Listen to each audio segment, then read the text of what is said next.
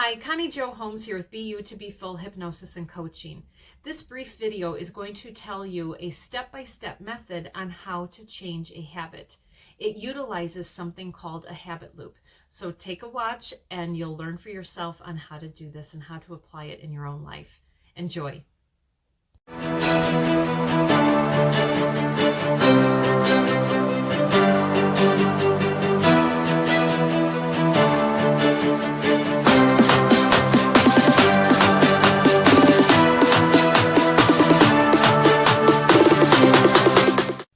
Hi, Connie Jo Holmes here with Be You to Be Full Hypnosis and Coaching. This is the place to be to align your mind, body, and spirit for a well-balanced life.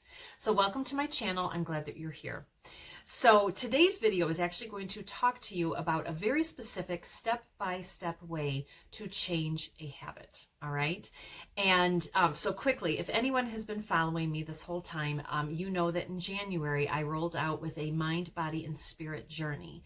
And so right now I'm in the last of my 4-part series for the body. I intentionally started with the mind because everything starts with our mind. And even though I'm talking about the body today, the foundation of all of this goes back into our mind. So you can see then why I started with mind, because everything connects back to that. But today I'm going to talk about the very specific step-by-step to change a habit is something that's called a habit loop. So you may or may not have heard about this before. And different people either have a 3-step or they have a 4-step with this. I personally like the 4-step, and that's what I'm going to be talking about today. So in life, we have things that are called triggers. So a trigger might be that you're thirsty. And then we have our behavior, which is our action that we're going to choose. And then we have our reward. So think about it. You know, you're thirsty and you go and you open up your refrigerator and you see, you know, tea, you see pop, you see water, you see, you know, orange juice, whatever it may be. And so you're standing there and you're making a choice. So that action is a choice, and that's your behavior. And then a lot of people will make their choice based on the reward that they're desiring. So, and so what I encourage people to do is to immediately try to jump to the last portion that I like to talk about, which is the result of that choice. Okay, so let me give a very specific example on that. So the trigger is I am thirsty. So I go to my refrigerator and I have these 2 choices. I have water or I have a can of soda. So I'm sitting there trying to make up my mind. And so I'm going to think about my reward. But with the model I like to talk about, I want to immediately think about the result of all of your behaviors and your so-called reward. Okay, so I'm going to stand there and I'm going to look at these 2 choices, and I'm going to be like, okay, well, water is 0 calories. My body needs water. I have to rehydrate myself. This is why we are all supposed to drink at least 64 ounces of water a day. Think about what we're doing for our internal organs when we're doing that. But anyways, and it's gonna, you know, quench my thirst because that was my original trigger. Or I could get a can of soda. And so the can of soda, I might sit there and think, okay, well, I'm kind of tired and the caffeine would really do me good right now. Gosh, I really like that taste, and I kind of want a shot of sugar right now. So these might be things that I'm thinking of as I'm trying to, you know, make my mind up of what I'm going to do. But if I can, and then that's also tied to our reward. But if I can immediately go to the result of my actions, that will help me over time to start to make a different choice, and the choice that is much more healthy for me. So the water, 0 calories, it serves a definite purpose. It's a must for my body.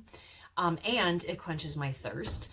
Or I am going to choose a can of soda, that this one specifically is 170 calories, empty calories. It's 60 milligrams of sodium, and it is 46 grams of carbohydrates and 46 grams of sugar. That is insane. So when we can immediately go to, you know, our result, oh my gosh, and looking at things like that, hopefully over time, we will start to make those decisions that are best for our health and our bodies. I want to give one more example because sometimes people just look at calories. So here is a big old tub of peanut M&Ms, and here is a big old bag of almonds.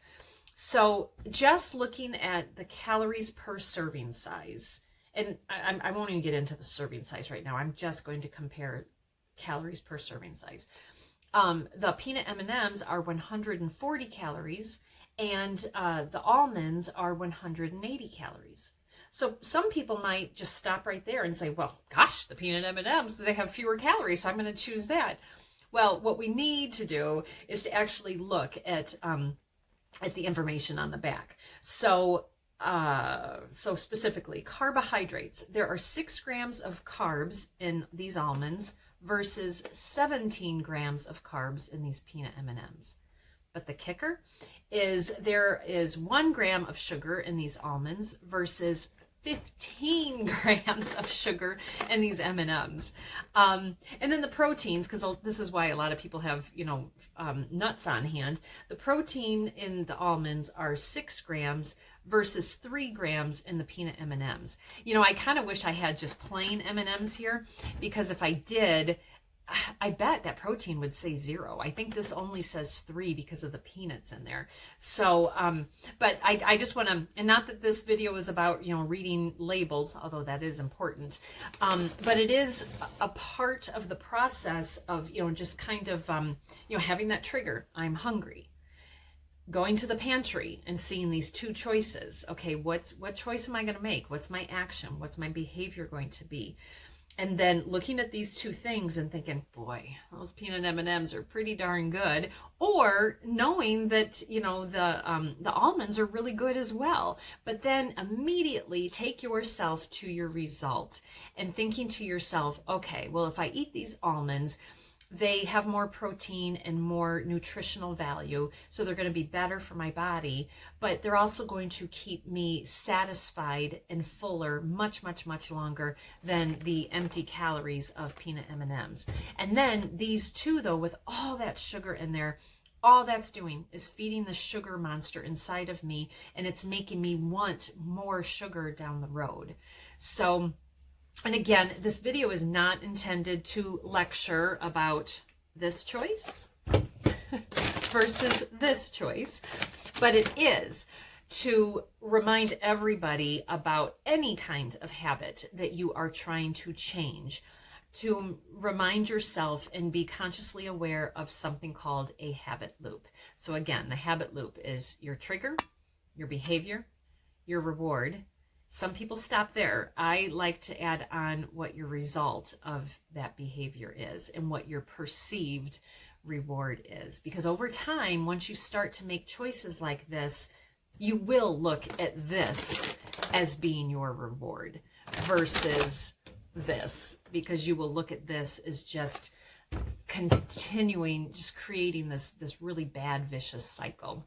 So anyways, I hope that was helpful. I do have a blog that's related to this, and inside the blog you will actually see I do have a visual of this habit loop, but I also have a tracker that I did create, and that tracker very specifically is just that. It lets you track it. It lets you write down like the time of day that you have some of these struggles, but also like what's your stress level at that time? Because I think that's something important for people to remember, is to tying in like maybe kind of your mental state at certain times when you're making certain choices.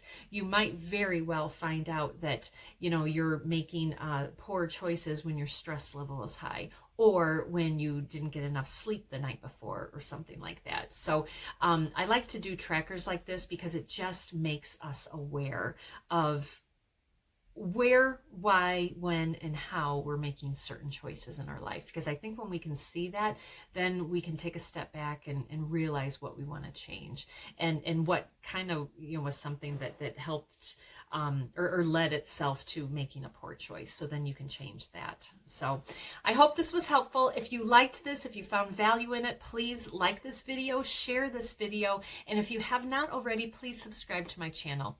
All right, thank you so much, and our next series is going to be all about our spirit. All right, take care. Bye.